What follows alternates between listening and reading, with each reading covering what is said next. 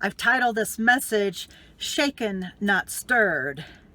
Some of you might recognize reference to James Bond martinis, where he always says, shaken, not stirred, after he orders that martini. If you look up shaken, not stirred martinis on the internet, you'll find all sorts of interesting info about that. There are chemical studies, actually, that have been done, but I'll save the details of those for another sermon. Folks go back and forth over which method tastes better for a martini, whether to shake that martini or to stir that martini. But much can be learned from simply the process. I'm going to show you kind of how that process works. Oh, here we go. Let's see here.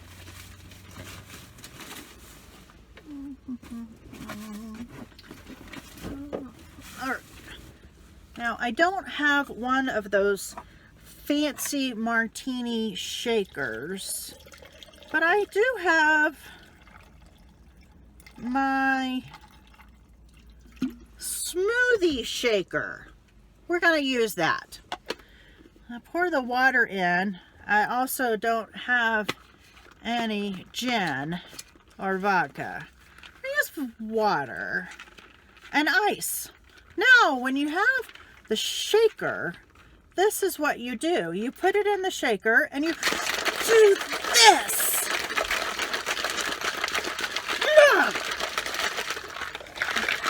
And you shake it, and you shake it, and you shake it. Now, you can see it's rather, well, shaken. That took a lot of effort. And you can even see in here that's kind of cloudy and all bubbly, and it just kind of took a lot of almost violent stuff that went on inside this shaker with that ice. It feels very cold. Now, stirred. Shaken, not stirred. So we're going to do stirred.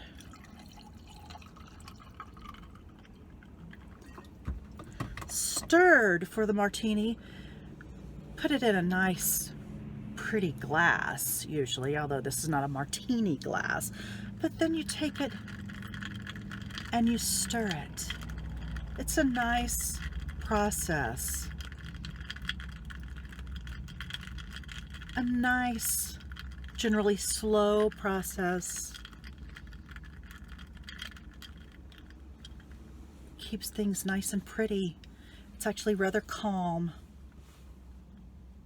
Shaken, not stirred, but stirred. This is the process for stirred.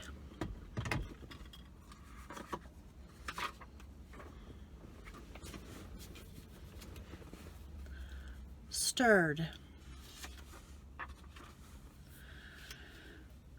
So people do, as I said, go back and forth over which is better, shaken, not stirred. Shaking, as I was talking about, chills faster. It also integrates the ingredients better. Some say that it tastes better. But it does create a cloudy drink. Stirring, some people say, preserves the taste of the drink. People say largely because it doesn't break apart the ice. The cloudy in this is caused by breaking the ice up and little chips of the ice winding up being in the drink, whereas stirring doesn't cause the ice to chip. So people say that this leads to the drink being more pure and preserved. Bartenders, most of the time, will not shake the drink because they want a pretty drink. They don't want a cloudy drink. They want it to be pretty in their glass martini glass. so that it looks nice. A pretty drink.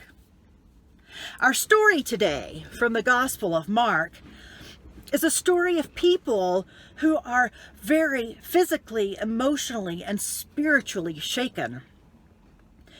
They are shaken, not stirred.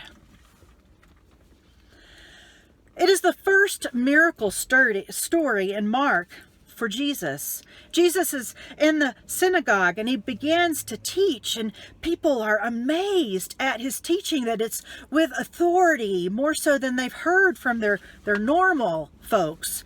And then suddenly a person with an evil spirit starts yelling. That spirit starts yelling out to Jesus, "Have you come to destroy us?" Jesus speaks harshly to that spirit, to that demon. "Come out of him." Then the demon shakes the man. This is the first person to be shaken. Shakes the man and screams, and then comes out of the man. This is, as I said, the first person to be shaken, and the first life in Mark to be transformed. Everyone is left, and as this translation says, everyone is left shaken and asking themselves, what is this? Who is this Jesus? Teaching with authority. Demons are obeying him.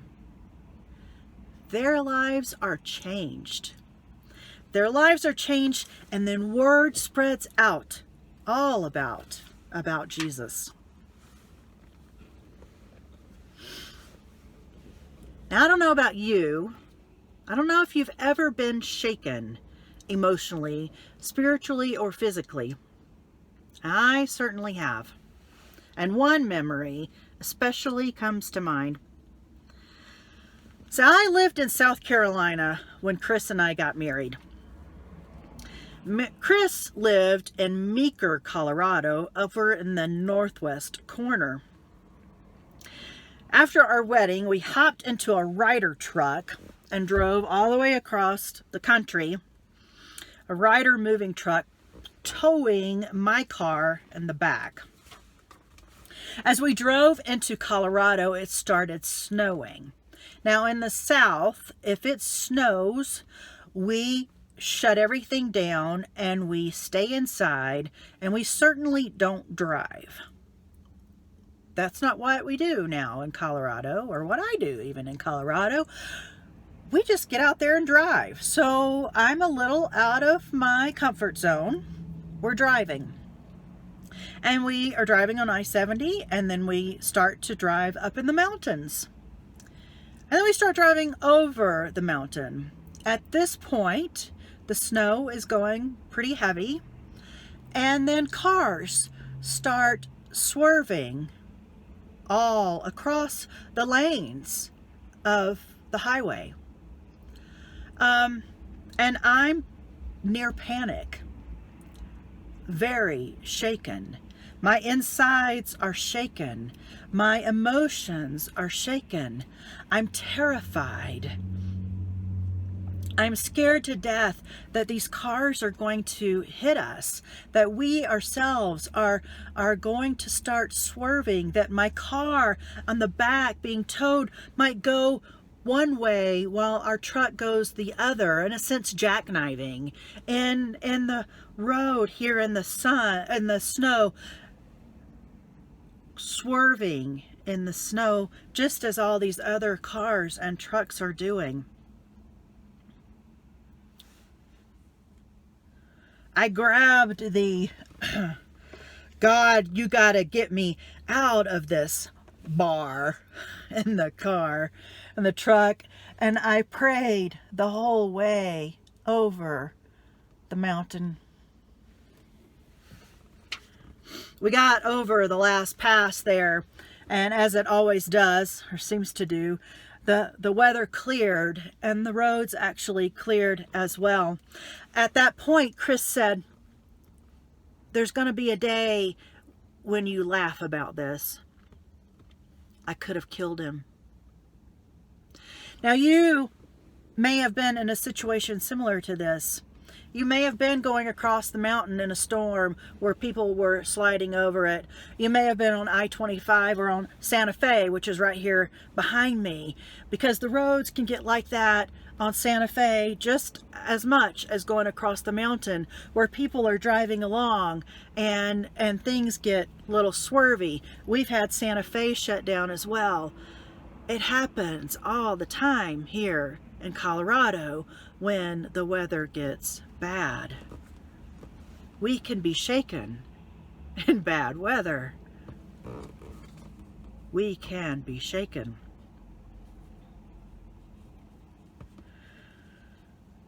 And when you're shaken to your core, deliverance is great relief.